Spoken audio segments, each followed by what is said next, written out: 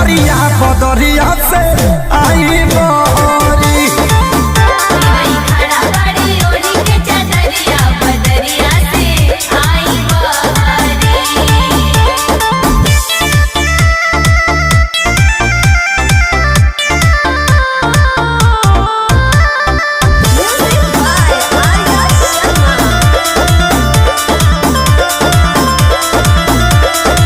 पंडित जी ले ले बड़े दूध भरे लोटा रौरा बताई बाबा देरी काहे होता। तेरी काहे होता, तेरी काहे होता। पंडित जी ले ले बड़े दूध भरे लोटा रौरे बताई देवता देरी काहे होता।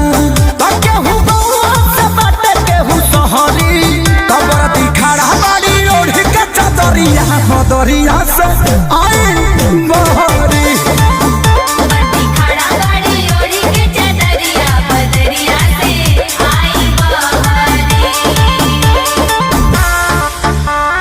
जय छठी मैया, जय छठी मैया।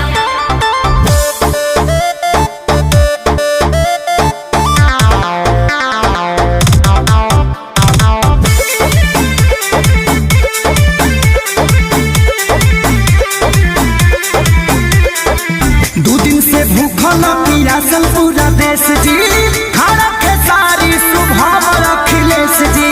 तेरी काहे होता, तेरी काहे होता।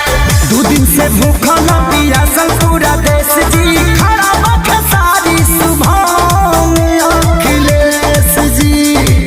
देखाई लाली घाटा बीच ठहरी तती वही खड़ा बड़ी ओढ़ के चदरिया बदरिया से आई मोहरी।